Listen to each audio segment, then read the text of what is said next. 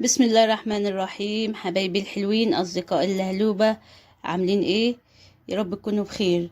راجعين لكم النهارده بقى بتحلية جميلة. كنافة. حلوة بقى رمضانية. محتاجين كنافة، كوباية شربات، بس شربات يكون تقيل جدا، فانا عاملاه تقيل جدا، وشوكولاتة وزبدة. بس هي دي المكونات بتاعتنا. شوكولاتة سايحة. والشربات لازم يكون تقيل تقيل، يعني حوالي 3 كوبايات سكر على كوباية مية، ونص عصرة نص ليمونة، ونسيبها على النار شوية. ايه، لا هنلاقيه بقى تقيل معانا كده وجميل. ان شاء الله اعمل لكم فيديو تاني. كنافة حطيتها في الفريزر، جمدتها عشان تبقى سهلة معانا، لان احنا عايزينها تبقى ناعمة. هنكسرها هتكون ناعمة جدا. شايفين ايه؟ او نقطعها مع بعض بقى كويس جدا، نحاول ان احنا نفركها كويس وتتكسر جامد معانا. وده الشكل النهائي بعد ما ايه، اما فرمنا الكنافة يعني. هنبتدي ان احنا نضيف الزبدة بتاعتنا. زبدة سايحة نبتدي نضيفها يعني تدريجي كده، حسب احتياجك بقى. يعني لو حسيت ان هي فيها زبدة كتير، انا مش هقول يعني ايه مقادير معينة، دي بتبقى ايه حسب رغبتك. في ناس بتحب تقلل دسامة شوية، في ناس بتحب تزودها. فانا صراحة حطيت الزبدة بتاعتي كلها، انا بحبها تبقى دسمة لان الزبدة بتدي طعم لذيذ جدا. فهي يعتبر انا حطيت كوباية زبدة. تمام، هنحطها بقى مع بعض في طاسة علشان نبتدي نديها ايه تحميرة، نديها لون كده ذهبي جميل. على يعني توصل لدرجة اللون الذهبي. فهنفضيها بقى مع بعض كده في الطاسة بتاعتنا. ما تنسوش تقولوا لنا رأيكم في كومنت وتعملوا اللايك. هنروح بقى نحمرها ونرجع لكم. ده بقى الشكل بعد التحمير. ريحتها الصراحة خطيرة، ريحتها جميلة جدا. حمرناها كويس، هنحطها بقى مع بعض في البولة، ونبتدي نضيف الشربات بتاعنا بالتدريج برضو، عشان نقدر ان احنا نوزعه عليها كلها، لان هو الشربات التقيل ده هو اللي هيخلي الكنافة بتاعتنا تمسك، ونقدر ان احنا نعملها ايه في القالب الكب كيك. رمضان كريم، كل سنة وانتم طيبين. هنفضيها مع بعض في البولة.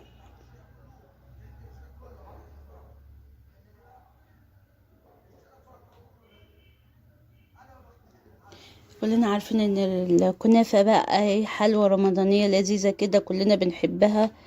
فحبيت ان انا اجربها لكم، لان عندي كلهم في البيت بيحبوها الصراحة جدا، وسهلة وسريعة ومش متعبة خالص، وبالتالي الاولاد برضو بيحبوها. شايفين الشربات بتاعي تقيل ازاي؟ لازم يكون يعني تقيل كده السمك.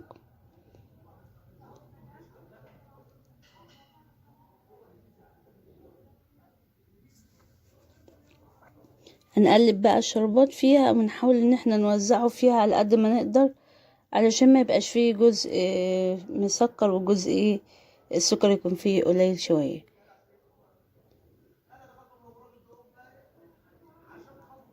هنجيب بقى الحشو بتاعنا.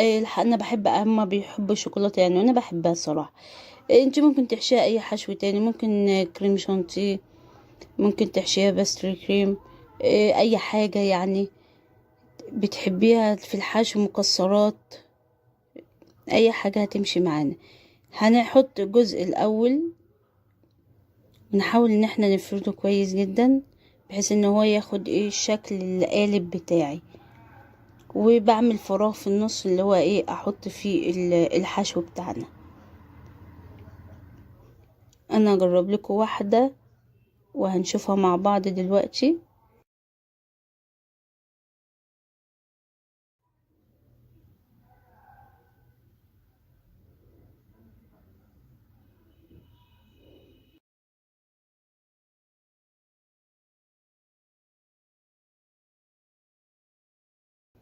اهو بنحاول ان احنا نفرغها من النص على قد ما نقدر، ونبدأ نحط الحشو بتاعنا.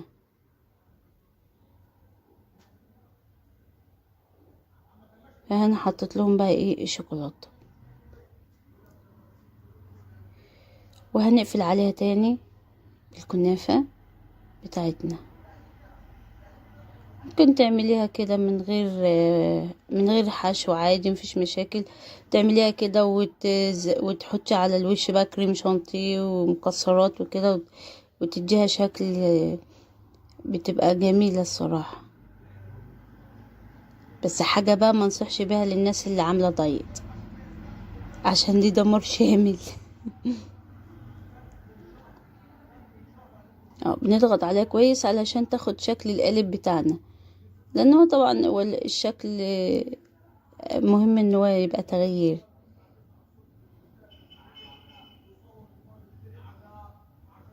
ده شكلها بقى. هنعمل بقى الكمية ونرجع. ده بقى الشكل النهائي ليها. حوالي كيلو كنافة.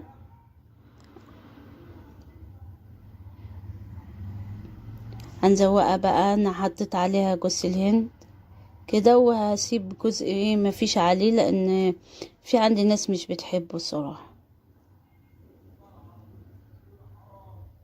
صراحة شكلها خطير وريحتها تحفة. انصحكم انكم تجربوها.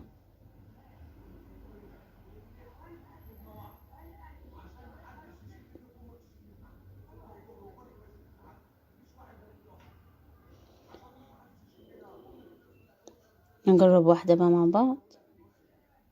اهي نفتحها بقى ونشوف شكلها من جوه كمان جامدة. ما تنسوش بقى تعملوا لنا لايك والشير والسبسكرايب، وتقولوا لنا رأيكم في كومنت، واي مقترحات يا ريت تقولوها لنا. مع السلامة.